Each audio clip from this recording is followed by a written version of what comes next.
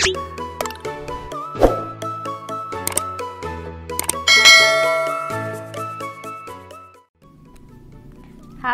assalamualaikum warahmatullahi wabarakatuh.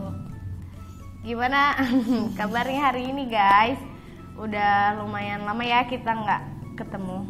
Kita nih, ini comeback kedua kita. Jadi comeback. Ini comeback kedua kita. Semoga kalian semua dalam keadaan sehat selalu. Terus kita nggak ketemu udah berapa lama? 7 hari ya, 7 hari lebih malah. Lebih, sepekan lebih ya. Ya, sepekan. Jangan sampai 2 pekan, nggak sanggup ya.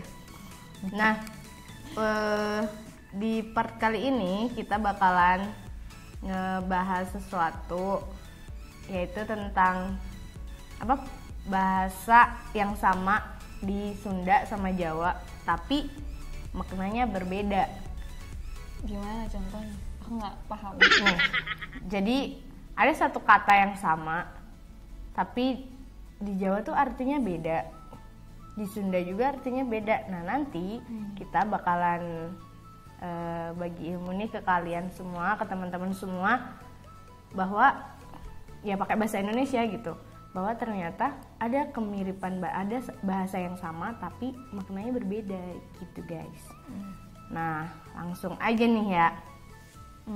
Sebelum itu kita harus nyapa nih orang-orang yang ikutan lomba di Knowledge Hunter. Gimana semuanya kabarnya? Semoga persiapannya udah berapa persen tuh ya? Tinggal berapa hari sih sampai tanggal 31? Ini tanggal 28 ya? 28, 29, 30, 314 hari lagi. Jadi maksimalkan waktu kalian. Udah. Terus langsung aja di kata yang pertama, kosakata yang pertama ya. Kita bakalan ada kata nih. Tada! Gigit. Ambil. Beda ya? Beda. Tapi sama-sama kata kerja. Ya, sama-sama kata kerja dia. Jadi cokot tuh ternyata artinya tuh bisa, kalau di Jawa tuh gigit, menggigit. Nah sedangkan di Sunda itu artinya mengambil. Nah mau pada tahu contoh kalimatnya nggak? Mau ya. Nah kalau di Jawa dulu nih ya, kalau di Jawa tuh kayak gini nih contohnya.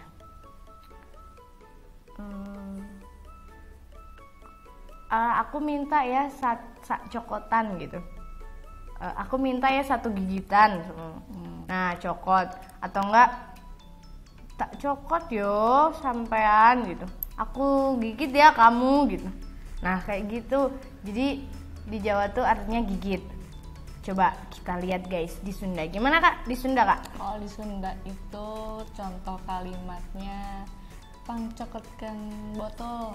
Nah, jadi pas tolong ambilin botol gitu. Ya. Jadi ternyata beda makna. Jadi kalau buat kalian orang Jawa yang datang ke tanah Sunda terus tiba-tiba ngedengar kata-kata cokot, jangan berpikir itu kalian suruh ngegigit ya, ngegigit sesuatu. No. Kalian tapi suruh ngambilin sesuatu. Terus begitu pula sebaliknya. Jawa. Gimana?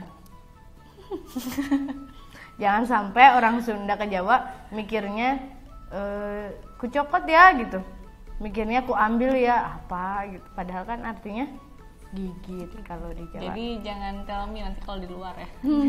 Nah kan udah tahu nih ya, dari kita udah ada bocoran gitu. Jadi buat kalian nanti yang mau ke Sunda atau nggak mau ke Jawa, setidaknya kalian udah punya gambaran dasar sedikit. Nah lanjut yang kedua itu ada sudah. Tuh aku tuh gimana ya, karena mungkin udah lama di Sunda jadi tuh kadang emang suka kebawa. Jadi atos ya udah aku maknain sudah. Padahal kalau di Jawa atos tuh keras batu tuh guys, batu kan. Nah itu batu kan keras. Nah itu atos. Jadi kalau seumpama kita nemuin batu atau enggak makanan, ih ini makanannya keras banget, ki kok panganannya atos nemen gitu, atos temen gitu. Jadi atos. Kalau di Sunda Aku pakai bahasa Sunda kasar ya.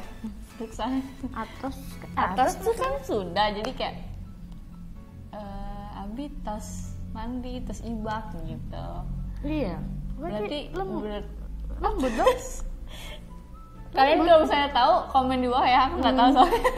Masuknya bukannya atos gitu, atos A, iya atos Kang, atos Bu gitu, bukannya Lemes tahu, mesti nggak tahu sedang gitu. Nah, jadi emang bahasa tuh sesuatu yang unik gitu ya, unik gitu. Banget. Emang kenapa kita angkat persamaan bahasa di antara kita, di antara aku dan dia? Karena dia suka aja gitu, suka unik gitu. Ih, atos ternyata punya dua makna ya di dua daerah tuh gitu. Terus contohnya udah ya? Udah. Atos belum atos. Udah. Apa? Tas mandi. Oh iya, bener kan? Iya, terus mandi guys. Jadi udah mandi gitu. Jadi kalau kalian mau di sini, abi tos ibak. Tuh, biasanya gitu itu loh temen aku yang suka ngomong lembut tuh itu pakai itu. Nah, lanjut ya langsung. Yang ketiga ada tara di aku artinya pisang. Papaya. Aku ikut-ikutan. Ya. Kan nural. Ya. Nular ya. Jadi ya namanya jiwa persuasifnya tinggi. Nah, di aku pisang. Kalau di kamu papaya. Jadi tapi masih sama-sama buah-buahan. Jadi tapi itu justru lebih complicated, lebih rumit kalau kata aku. Soalnya emang bener-bener kebayangkan dulu waktu itu pernah disuruh ngambilin punten pangcandakeun gedang gitu kan. Tapi yang aku ambil ya pisang karena aku taunya pisang gitu. Jadi gitulah. Gedang. Kalau tapi susah kan. Jadi sama-sama buah, jadi ke akunya juga kadang-kadang dulu pas awal banget nginjek tanah Sunda tuh benar-benar how can it be gitu, kok bisa, how could it be gitu. Nah, tapi ya udah lama-lama kebiasaan. Jadi kalau di sini tapi masih tetap sih di otak aku kalau ada orang yang ngomong gedang, aku tuh pasti mikirnya itu pisang. Tapi karena aku sadar gitu, nggak lama kemudian kamu kan lagi di Sunda, itu artinya papaya gitu. Jadi nah, memang nggak usah contoh kalimat ya, ada udah tahu. Papaya itu seperti apa, pisang seperti apa. Gitu. Papaya pisang. Nah, udah lanjut. Yang keempat. Yang keempat itu di aku tuh cepat. Gelis. Iya, gelis non. Gelis. Gimana? Kan ada orang yang ya. Jadi guys, gelis itu di aku. Oh, sorry. Gelis itu di aku cepat. Di Jawa cepat, tapi di Sunda cantik. Ya. Kayak dia. Ya, kayak kita. Jadi cantik. Jadi kok bisa gitu. Keterangan waktu ya sama keterangan sifat. Dibacanya gelis apa? Gelis. Kalau di Jawa. Gelis. Kan kalau di sini pakai ya. Cuman kan dari segi kalau kita ngomong cepet-cepet gelis pisan gitu. Jadi ya udah kayak seolah-olah emang cepet banget gitu. Kalau sekilas akunya nggak fokus sama konteksnya. Mau kasih contoh ini nggak kalimatnya? Kan masih ada gitu, kasih dong. Sok kasih gelis kayak gimana di Sunda guys? Gelis kalau di Sunda tuh kan cantik ya. Ih, mau gelis pisan. Saya suka keikutan logat Sunda gitu kan. Kan kalau logat Sunda tuh lebih kemayu, lebih Kok Anda ya. Ya gemayu guys. iya kan lebih lemas gitu. Jadi kayak lebih adem gitu suara Sunda tuh. Ya, kalau bahasa Sunda itu menurut aku emang kayak gampang gitu mau ngikutin bahasa Indonesia. Cuman emang nadanya masih ya nada Sunda gitu. Tapi kalau bahasa Jawa itu emang gampang banget ngikutin bahasa Korea. Arso, gitu kan. Oppo, gitu. Jadi pakai o gitu ya. Nah, terus itu yang keempat. Lanjut guys, yang kelima. Nih, yang terakhir. Yang kelima itu ada di aku Geli. perahu rakit. Geli. Nah, getek itu kalau di aku tuh perahu rakit. Getekku Geli.